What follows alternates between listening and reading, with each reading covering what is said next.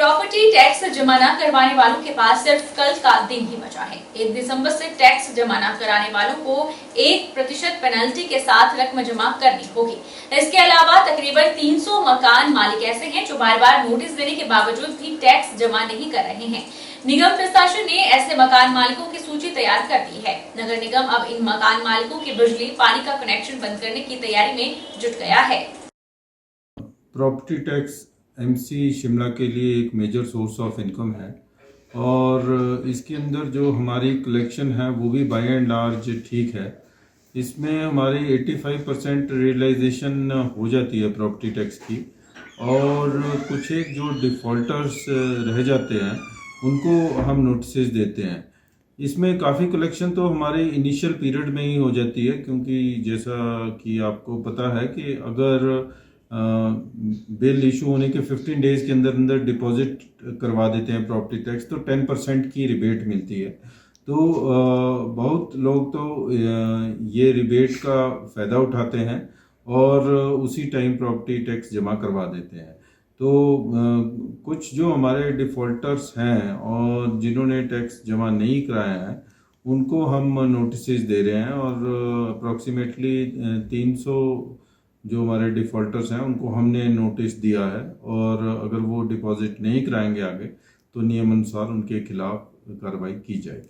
सिरमौर जिले की सबसे ऊंची चोटी क्षेत्र के प्रसिद्ध आराध्य देव शिरगुल महाराज की तपोस्थली चूड़धार की यात्रा पर जिला प्रशासन ने रोक लगा दी है। चूड़धार में अब तक 3 बार भारी बर्फबारी हो चुकी है, जिसको देखते हुए सुरक्षा की दृष्टि से चूड़धार यात्रा पर जिला प्रशासन ने रोक लगाई है।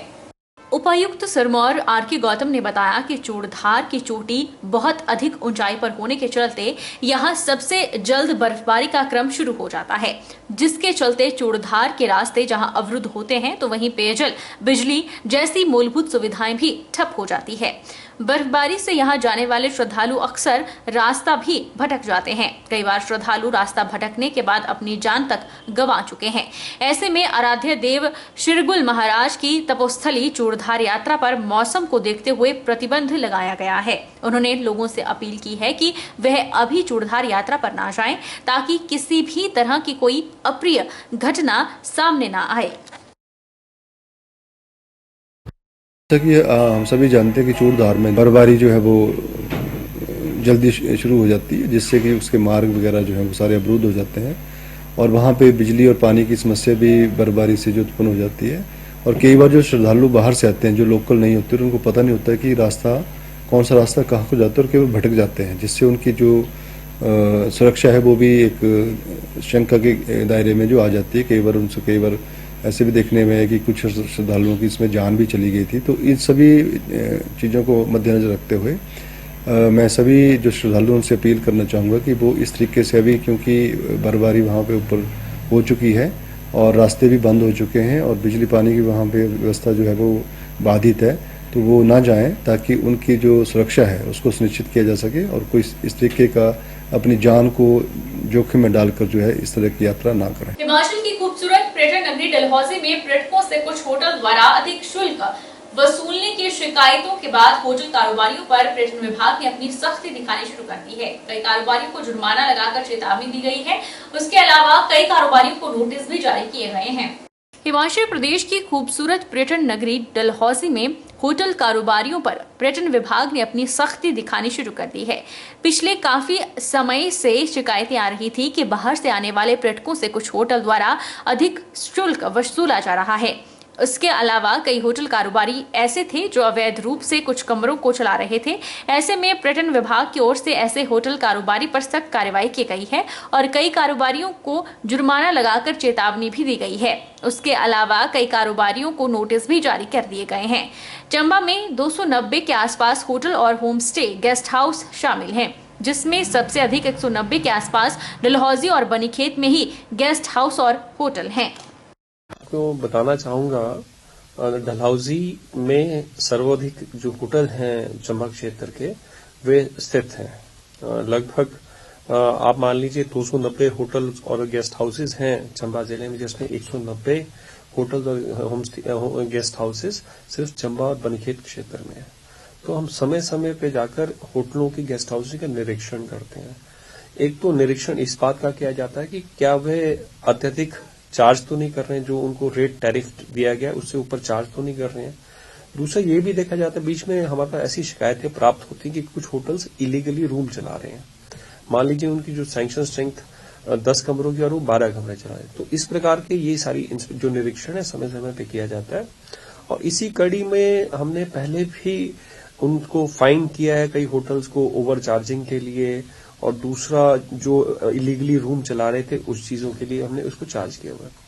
और किसी कारणवश वो बार बार भी जो होटल इलीगली चला रहा है कोई चला रहा है, तो इसमें हिमाचल प्रदेश जो टूरिस्ट डेवलपमेंट एक्ट है 2002 उसमें प्रावधान है कि जो पर्यटन विभाग है जल शक्ति विभाग को और बिजली विभाग को लिख सकता है कि इन जो इलीगली प्लाइंग होटल्स या गेस्ट हाउसेस हैं इनकी बिजली और पानी काट दी जाए। Pong dam wild life sanctuary area में किसी भी अवैध गतिविधि पर अब वन्य प्राणी विभाग सख्त रुख अख्तियार करने जा रहा है। इसके लिए अब विभाग आसमान से नजर रखने का दायरा बढ़ाने जा रहा है। Pong dam wild life sanctuary area में किसी भी अवैध गतिविधि पर अब वन्य प्राणी विभाग सख्त रुख इख्तियार करने जा रहा है। चाहे विदेशी परिंदों के अवैध शिकार का मामला हो, अवैध रूप से सेंचुरी एरिया में खेती की बात करें या फिर अवैध माइनिंग की, ऐसे सभी मामलों पर अब वन्य प्राणी विभाग आसमान से नजर रखेगा। विदेशी और स्थानीय परिंदों की सेंचुरी में आमद के चलते वन्य प्राणी विभाग ने एरिया को ड्रोन सर्विलांस पर रखा है। अवैध खेती पर नजर रखी जा रही है। हाल ही में विभाग की टीम ने ट्रैक्टर से सेंचुरी एरिया में अवैध खनन का मामला भी पकड़ा है, जिस पर चालान किया गया है। ड्रोन की संख्या ज्यादा होने से सेंचुरी एरिया सहित आसपास के क्षेत्रों जहां सर्दियों में विदेशी और स्थानीय पक्षियों की संख्या ज्यादा होती है और अन्य गतिविधियों पर भी विभाग अब पैनी नजर रखेगा।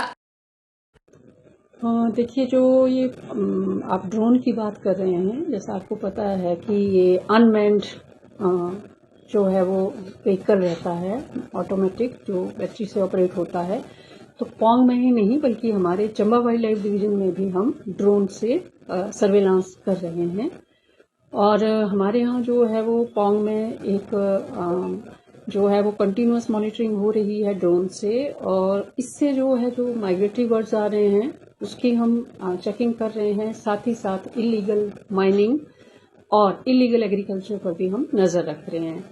तो हमारा जो वहाँ पे पौंग में डीएफओ वाइल्ड लाइफ हमीरपुर का स्टाफ है वो इसको कंटिन्यूअस उड़ा रहा है और उससे जो है पूरी रिकॉर्डिंग हम ले रहे हैं। अभी हमारे पास जो है 2 ड्रोन पौंग में हैं और 2 ड्रोन जो है वो चंबा में, बल्कि आज जो है वो डीएफओ वाइल्ड लाइफ चंबा जो है राजीव जी वो ट्रेनिंग करवा रहे हैं स्टाफ की, ताकि हम जो चंबा में इंटीरियर में जैसे हमारी कुगती है या फिर खजियार तो आप जानते ही हैं, सेचुतवान है, इस तरह की तुंदा है, जो सेंचुरीज हैं वहां पर भी हम ड्रोन को उड़ा सकें और उससे जो है वो रिकॉर्डिंग कर सकें ताकि कोई अवैध शिकार वगैरह ना हो। किन्नौर के पानवी गांव में एक घर में रात के 12:40 पर आगजनी की घटना पेश आई है। आग लगने से लाखों का नुकसान हुआ है। आग लगने के कारणों का अभी तक पता नहीं चल सका है। किन्नौर के पानवी गांव में एक घर में रात के 12:40 पर आगजनी की घटना पेश आई।